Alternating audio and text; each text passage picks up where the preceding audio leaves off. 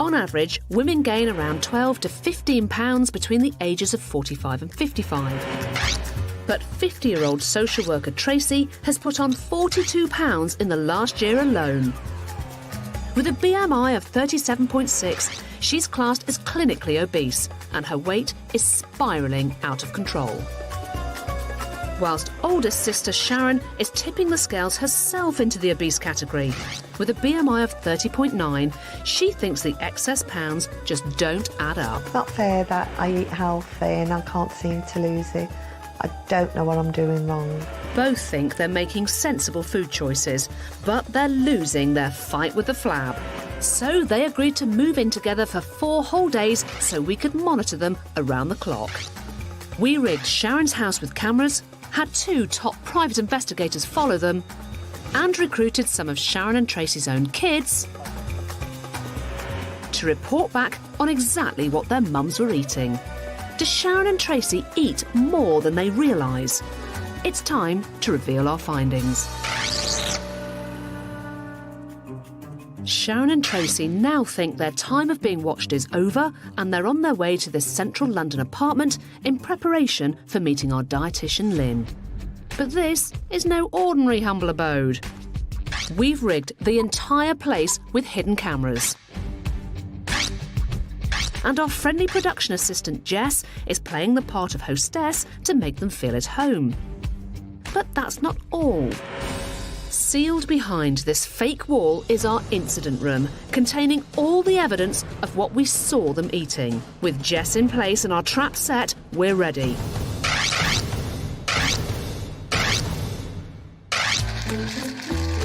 But hang on, what's this? They've picked up a pair of cheeky cheeseburgers. Smile, ladies, you're on cab cam. Our sisters have absolutely no idea what's in store for them.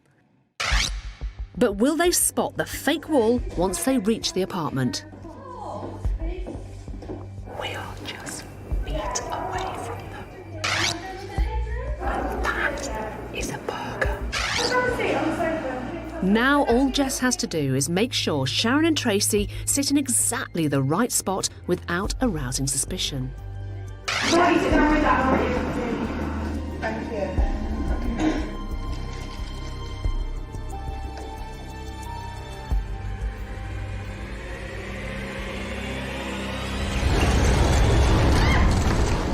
Caught on camera scoffing your burgers. No, I had a sandwich.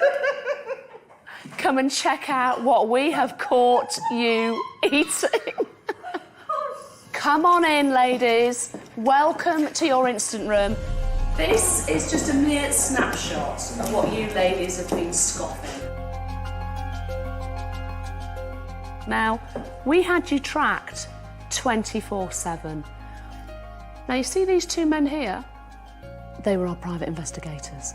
And they were right onto you, following your every move. You had no idea. This is them. Oh. Caught you. So, ladies, drink it up.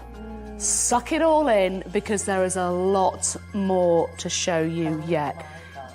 First up for scrutiny is 15 stone 2 serial dieter Tracy, whose sudden weight gain is a complete mystery to her. Now, Tracy, I know that you've been very confused when we first met. You were saying, I just don't understand why I keep putting weight on. I don't think I'm eating too much. I don't think it's excessive. It's Saturday afternoon and Tracy is unwinding with a glass of wine. Nothing too bad to report so far. I just want to die now. 4 hours later, she's back in the kitchen, serving up not 1, Oh my God. but 2 generous measures of Tia Maria. Ocean sizes, honestly. God. Over ice, after dark. Just 45 minutes later, our Brummy boozer is back for her 4th drink of the day, serving up another double helping of Tia Maria with Diet Coke for her and her sister. I'm a feeder. Tracy's food diary, written before filming, only recorded 4 alcoholic drinks over 7 days, but she's already drunk that amount in the first few hours of surveillance. Don't you want a crawl under a stone? It's Monday evening and PI Cameron tails Tracy and Sharon to a local supermarket, disguised as M&M. I've just heard that Sharon and Tracy have left the house and they've gone for a walk. I've got a sneaky suspicion that they've gone into this international supermarket here, so I'm going to go in and see what they buy. What we've got here is some stuffed vine leaves, some beans, pita bread, and a small bottle of white wine. Safely back at home, Tracy unpacks the pita bread, the stuffed vine leaves, the beans, and the wine. The wine? Where has the wine gone? Cameron finds out exactly what's happened to that missing bottle of wine by calling up Tracy's niece Linda. Like a bottle of wine in my bedroom. Really? So Auntie Tracy snuck a bottle of wine upstairs? Oh my God! You naughty people. Let me introduce you to our dietitian, Lynn Gartner's here. Lynn, what does that actually mean in terms of liquid calories? Tracy, during surveillance, you got through over 2,000 calories from alcohol alone. As a daily average, this works out to be around 400 calories. Over the course of a week, it's eating the same number of calories as this large stuffed crust pepperoni pizza. So I wouldn't eat that. Why wouldn't you eat that then? Because it's full of fat. But you've taken in the equivalent Yeah. of that. Yeah. And the other thing is we drink alcohol on top of food. We don't compensate for and reduce our food intake. We drink it, so it's all extra calories. Tracy is a classic delusional drinker, someone who drinks on a regular basis but is completely unaware of the calories contained in alcohol. If you're like Tracy and like to unwind with a drink, beware. Alcohol contains more calories per gram than you might think. In terms of calories, no surprises, top of the scale is fat at 9 calories per gram. Alcohol comes in a close second at 7 calories a gram. So if you do fancy a tipple, make sure you use an alcohol measure. That way, you'll avoid overpouring. And when adding up your daily calorie intake, be sure to include those contained in alcoholic drinks too. Next up is older sister Sharon, who at 52 is convinced her home-cooked Arabic dishes aren't to blame for her weight gain. I've brought back a lot of the recipes I used to use in Jordan because, one, they're nice to eat, and two, they're healthy. You make an effort, it seems to me, to try and be healthy. Well, I thought I was being healthy. Shall we have a look? Come on then. It's Saturday evening and Sharon's in the kitchen cooking one of her classics, an Arabic salad. She first grates 4 tomatoes and half a cucumber into a bowl. So far, so good.